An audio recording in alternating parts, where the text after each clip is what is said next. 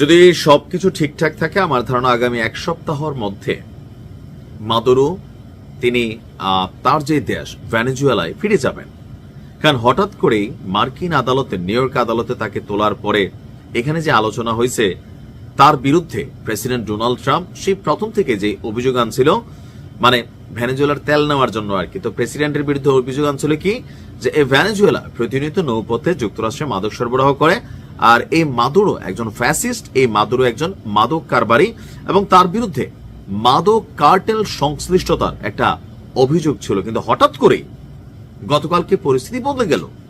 আসলে কেন বদলাচ্ছে, কি হচ্ছে, চলুন দেখি। আমার ধারণা ট্রাম্প একটা ভয় দেখানোর চেষ্টা করছে মাদুরোকে তুলে পুরো বিশ্বকে, বা ল্যাটিন আমেরিকার, দক্ষিণ আমেরিকার যে দেশগুলো আছে, আমেরিকা মহাদেশের এই দেশগুলোকে একটা বার্তা দিছে যে ফাইজলামি করবা, ঠিক এরকম মাদুরো বানাই দিব, সুতরাং সাবধান হয়ে যাও, আর মাদুরোকে সম্ভবত ছেড়ে দিবে। এখন কি হয়েছে দেখেন, মার্কিন বিচার বিভাগ এতদিন ধরে ভেনেজুয়েলার প্রেসিডেন্ট মাদুরোর বিরুদ্ধে যে অভিযোগ করে আসছিল, ভেনেজুয়েলায় মার্কিন অভিযান এবং মাদুরোকে আটকের পর অনেকটা নীরবে সেই অভিযোগ থেকে হঠাৎ করেই সরে এসেছে।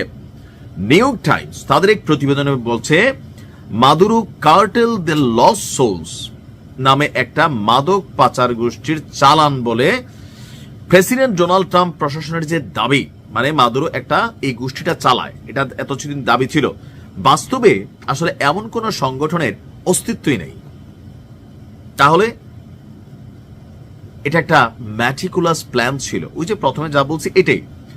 গত বছরের জানুয়ারি দ্বিতীয় মেয়াদে ক্ষমতায় আসার পর ট্রাম্প প্রশাসন মাদুরোকে ক্ষমতাচ্যুত করার জন্য যে ভিত্তি তৈরি করার কি বলা হয় যে চেষ্টা করছে, সেই লক্ষ্যে এই দাবিটিকে প্রচার করা হয়েছিল মার্কিন জনগণের কাছে একটা ম্যান্ডেট নেওয়ার জন্য। বাস্তবতা হচ্ছে এটা নিউ ইয়র্ক টাইমসের প্রতিবেদন বলছে। কার্টেল দে লস্ট সোলস সংস্থাটার নাম কি? Cartel the lost souls. এটা একটা সংস্থা, এটা মাদুরো চালিত অভিযোগ ছিল যে একটি বাস্তব সংগঠন ছিল, এমন ধারণাই বাতিল করে দিয়েছে মার্কিন প্রসিকিউটর। অর্থাৎ নিউ ইয়র্কের আদালতে মার্কিন প্রসিকিউটররাই তাদের দেশের প্রধান যে অভিযোগ আনছে বা যাকে ধরে নিয়ে আসার পর বলছে আসলে এটা কোনো নাই, কিছু নাই।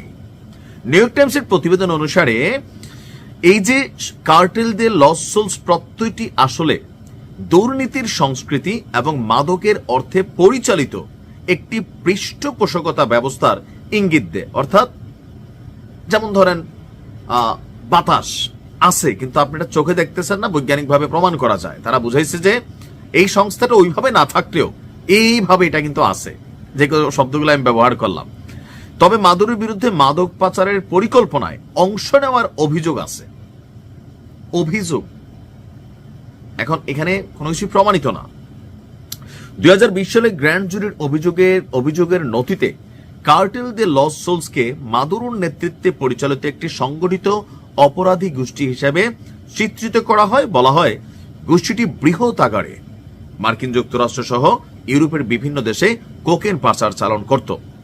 এমনকি এই দাবিটি কারাকাসের বিরুদ্ধে অর্থাৎ ভেনেজুয়েলার বিরুদ্ধে আমেরিকার সর্বোচ্চ চাপ দেওয়ার জন্য একটা মূল স্তম্ভ হয়ে ওঠে এবং একের পর এক নিষেধাজ্ঞা, দেশটির ভূখণ্ডে সামরিক অভিযান চালানোর ন্যায্যতা তৈরির জন্য বারবার উদ্ধৃত করা হয়। গত বছরের জুলাই মাসে মার্কিন ট্রেজারি বিভাগ তথাকথিত কার্টেল দে লস্ট সোলসকে একটি সন্ত্রাসী সংগঠন হিসেবে তালিকাভুক্ত করে। আর এই পদক্ষেপটি পরে পররাষ্ট্রমন্ত্রী মার্কো রুবিও এবং সাবেক জাতীয় নিরাপত্তা উপদেষ্টা রবার্ট সি ওব্রায়েনও সমর্থন করেন। তার মানে বুঝছেন, এখানে আসলে এই প্রতিষ্ঠানটা কিছুই না, বাট মাদুরোকে ধরতে হবে। ধরার জন্য সামরিক শক্তি প্রয়োগ করা 2-3 ঘন্টার অপারেশনের সম্ভব ছিল, কিন্তু সিস্টেমকে ম্যানেজ করা, জনগণের চোখে তাকে ভিলেন বানানো, এই জন্য কাজ করছে পুরো সিস্টেম, মিডিয়া। এই জন্য বলি পশ্চিমাদের কাছে চিহ্নিত হয়, তারা যখন কাউকে খাবে তাকে আগে সন্ত্রাসী বানাবে, বিশ্বজুড়ে নিন্দিত করবে, এরপর তাকে ধরবে যেন নিন্দার ঝর্ণা ওঠে। তবে তাদের এই খেলা কিন্তু যত দিন যাচ্ছে তারা ফাইসা যাচ্ছে। প্রমাণিত হচ্ছে যে তাদের পত্রিকা, তাদের দেশ বলতেছে যে এটা সবটাই ফলস, স্পষ্ট কোনো প্রমাণই নেই। তো আমার ধারণা, যে ভিডিওর প্রথমে বলছি, এটা একটা পরিকল্পিত প্ল্যান ছিল বাকিদেরকে ভয় দেখানোর জন্য যে ট্রাম্প আসবে, সাবধান হও, এটাই, আর কিছুই না। ভালো থাকো।